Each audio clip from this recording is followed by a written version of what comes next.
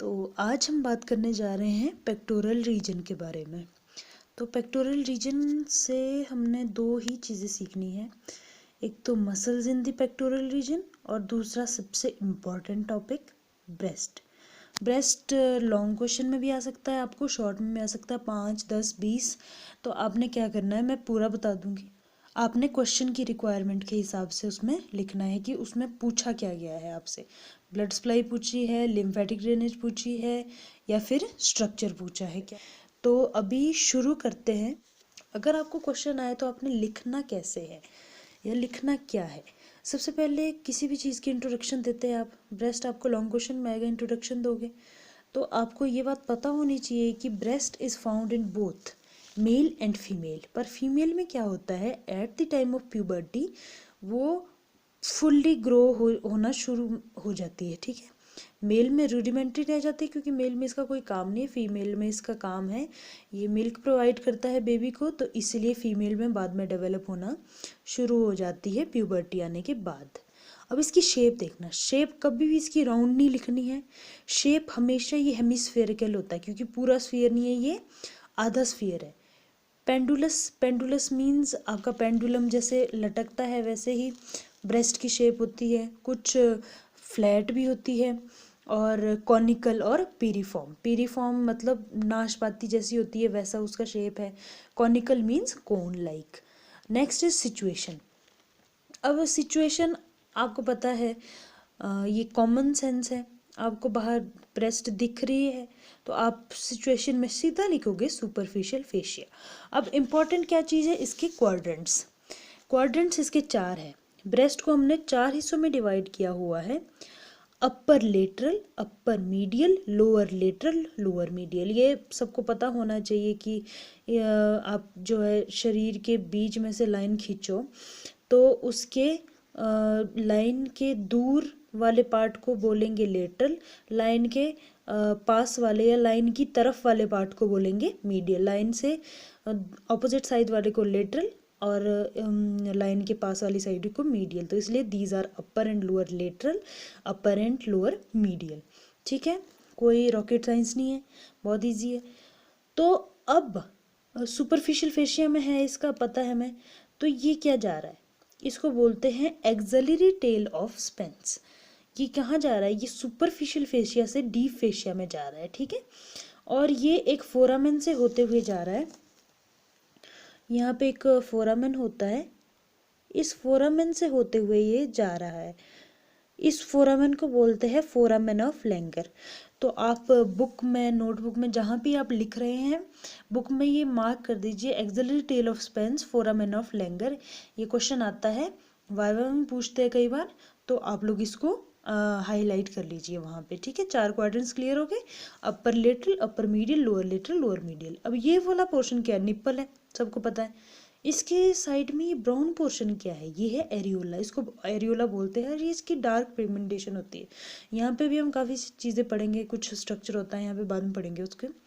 अब येलो जो है ना, मैक्सिमम येलो कलर आपको फैट को इंडिकेट करता है, तो यहाँ पे भी जो येलो वाला पोर्शन है ये फैट है। इसका स्ट्रक्चर आगे डिटेल में पढ़ेंगे, इतना जानने की ज़रूरत नहीं है अभी।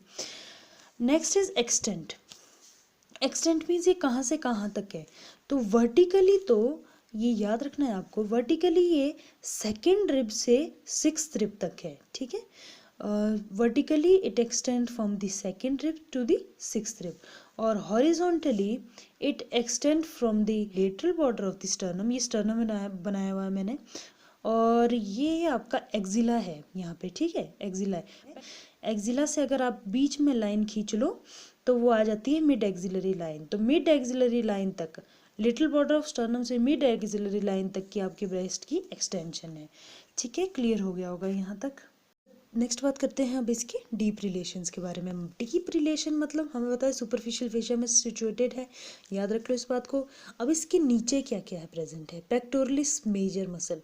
अब आपका पेक्टोरल रीजन में एक मसल बहुत इंपॉर्टेंट है, ये एग्जाम में भी पूछी जाएगी आपसे, that is pectoralis major muscle.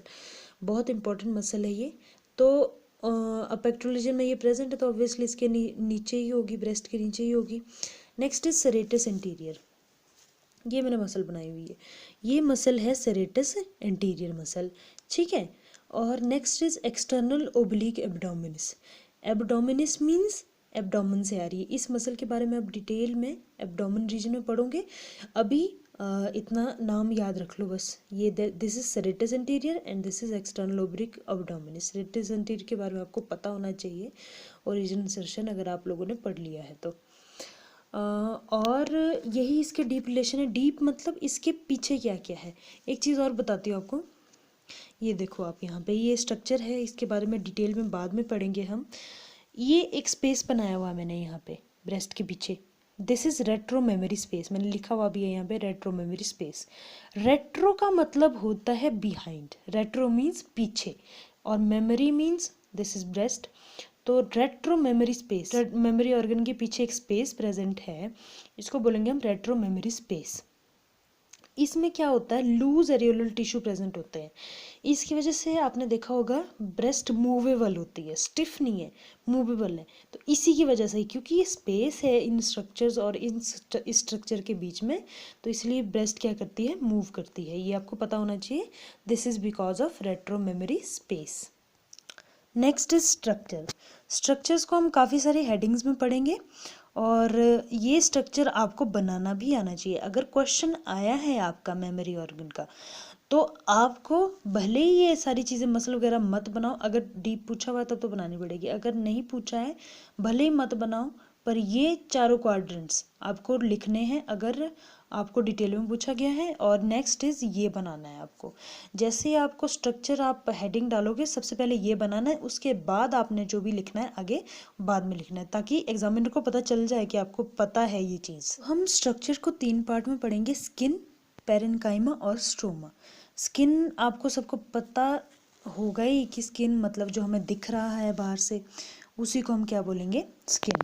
तो हमें बाहर से क्या क्या दिख रहा है वो हमें सब कुछ इसमें लिखना है, ठीक है। ये स्ट्रक्चर देख लो आप, उसके बाद स्किन के बारे में डिटेल में पढ़ते हैं। सबसे पहले हमें बाहर से क्या दिख रहा है, निप्पल। निप्पल दिख रही है, तो निप्पल आपके जो आपका जो ब्रेस्ट है उसके सेंटर के थोड़ा सा नीचे प्रेजेंट होती है। ये आपको पता होना चाहिए, सेंटर में नहीं है, सेंटर से थोड़ा सा नीचे प्रेजेंट है। और it is 10 centimetre mid sternal line से लेकर यहाँ पे निप्पल तक 10 सेंटीमीटर का डिस्टेंस है। और ये 4th इंटरकोस्टल स्पेस में प्रेजेंट है। Intercostal means between the ribs, तो जो 4th इंटरकोस्टल स्पेस है वहाँ पे ये प्रेजेंट है आपकी निप्पल। क्लियर हो गया निप्पल की लोकेशन। उसके बाद निप्पल आपकी जो बहुत स्टिफ और फ्लैट होती है। इसकी वजह क्या है, क्योंकि उसमें सर्कुलर और लॉन्गिट्यूडनल मसल फाइबर्स प्रेजेंट होते हैं। ये स्टिफ क्यों होती है, circular and longitudinal muscle fibres की वजह से, ठीक है, क्लियर। अब आपको पता है निप्पल के नीचे आपको ये देखो, यहाँ पे मैंने डायग्राम बनाया हुआ है, ये है निप्पल। इसके नीचे आपको क्या दिख रही है, डक्ट्स दिख रही है, ठीक है। इनको बोलते हैं लेक्टिफेरस डक्ट्स। 15 से 20 होती है नंबर में। इसके नीचे लेक्टिफेरस साइनस है, इसकी बात बाद में करेंगे। हम निप्पल की बात कर रहे थे, निप्पल के नीचे है lactiferous ducts. These are 15 to 20 in number. तो इस वाले पोर्शन, निप्पल वाले पोर्शन की जो नर्व सप्लाई है बहुत रिच होती है, और इसके जो सेंसरी एंड ऑर्गन्स है वो भी प्रेजेंट होते हैं यहाँ पे। नेक्स्ट इज आपका एरियोला। अब एरियोला जो है आपका, एरियोला मैंने आपको बताया था यहाँ पे भी, ये जो ब्राउन पोर्शन है इसको एरियोला बोलते हैं। ये ब्राउन है। दूसरी बात, यहाँ पे हेयर प्रेजेंट नहीं होते। तीसरी बात, यहाँ पे फैट प्रेजेंट नहीं होता। बाकी सब पोर्शन येलो है, यही पोर्शन मैंने ब्राउन बनाया हुआ है, और यहाँ पे येलो नहीं है क्योंकि इसके नीचे फैट प्रेजेंट नहीं है। यहाँ हेयर भी नहीं है, फैट भी नहीं है। क्लियर है ये बात। नेक्स्ट इज एक और बात है, यहाँ पे जो आपका एरियोला होता है वहाँ पे ऐसे छोटे छोटे ट्यूबरकल प्रेजेंट होते हैं प्रेगनेंसी के बाद। यहाँ पे ऐसे ऐसे छोटे छोटे ट्यूबरकल प्रेजेंट होते हैं। यहाँ पे ट्यूबरकल मीन थोड़ा सा उभरा हुआ पार्ट होता है इन पोर्शन पे। एरियोला पे छोटे छोटे ऐसे ऐसे उभरे हुए पार्ट होते हैं। वो आते हैं आपकी डिलीवरी के बाद, जब बच्चे को माँ दूध पिलाती है। वो क्यों आते हैं, ताकि ये निप्पल में क्रैक्स न पड़े। वहाँ पे वो सिबेशियस ग्लैंड्स होते हैं, जो मॉडिफाइड सिबेशियस ग्लैंड्स हैं, उनको बोलते हैं मोंटोगमरीज ट्यूबरकल। मोंटोगमरीज ट्यूबरकल, ये आपका क्वेश्चन आता है, इसको भी आप हाईलाइट कर लो। यहाँ पे हेयर प्रेजेंट नहीं होता, फैट प्रेजेंट नहीं होता।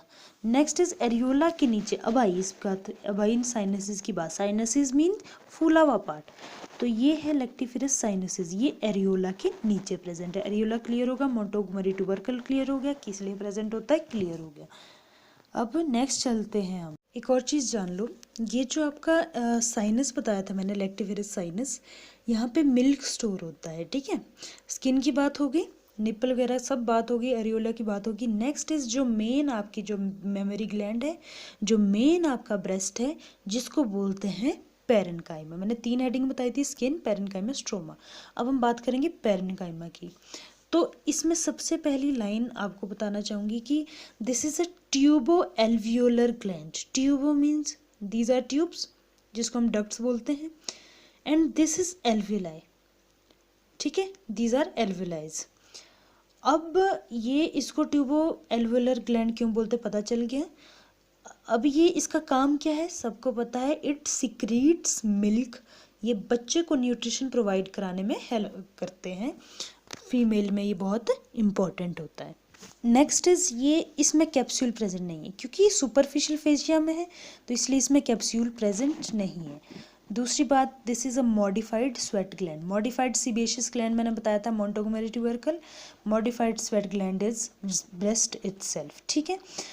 अब इसके बारे में थोड़ा सा और जान लेते हैं, स्ट्रक्चर के बारे में, क्योंकि आपको बनाना भी है ये स्ट्रक्चर। तो जो ये वाले फूले हुए से पार्ट लग रहे हैं आपको, ये 3 ही नहीं होते, 15 से 20 होते हैं। ये 15-20 याद रख लो ब्रेस्ट में नंबर आप।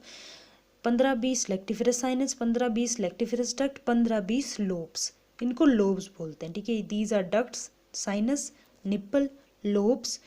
अब लोब्स में अंदर क्या है, ये एल्वोलाई है, ठीक है। ये लोब्स कितनी है, 15 से 20 प्रेजेंट होती है। आपको ये पेरेन्काइमा ये लिखना है, ठीक है। नेक्स्ट अब हम बात करेंगे जो तीसरा मेन इम्पॉर्टेंट पार्ट है आपके स्ट्रक्चर का, दैट इज स्ट्रोमा। स्ट्रोमा क्या करता है, स्ट्रोमा का काम है, इसने दूध बनाया, इसने दूध ले गया ये बच्चे तक, इसका काम है ये सबको सपोर्ट देना। अब ये स्ट्रोमा जो है 2 टाइप का है, फाइब्रस और फैटी। मैंने बोला जहाँ येलो है दैट इज फैट, तो दिस इज फैटी स्ट्रोमा। और जो ये ग्रीन ग्रीन दिख रही है आपको lines, this is fibrous stroma. Fibres means धागे, तो this is fibrous, green one is fibrous stroma and yellow one is fatty stroma. अब इस ग्रीन वाले को बोलते हैं सस्पेंसरी लिगामेंट ऑफ कॉपर। ये भी इम्पॉर्टेंट है आपके पास, इसको भी आप बुक में मार्क कर लो। ये भी 2 नंबर में या वाइवा में पूछा जाता है कि what is suspensory ligament of copper. तो आपने बोलना है कि ये फाइब्रस स्ट्रोमा है आपकी ब्रेस्ट का, और ये क्या करता है, ब्रेस्ट को एंकर करके रखता है, ब्रेस्ट को सपोर्ट देता है, ठीक है। तो ये आपका था स्ट्रक्चर। आज हमने पेक्टोरल रीजन में बात की, इसके बेसिक इंट्रोडक्शन की और बेसिक स्ट्रक्चर की। अगर आप लोग चाहते हैं कि इसकी ब्लड सप्लाई, नर्व सप्लाई और जो सबसे इम्पॉर्टेंट टॉपिक है लिम्फेटिक ड्रेनेज, उसकी वीडियो आए तो मुझे कमेंट सेक्शन में ज़रूर बताइएगा। वीडियो पसंद आए तो लाइक करना ना भूलें।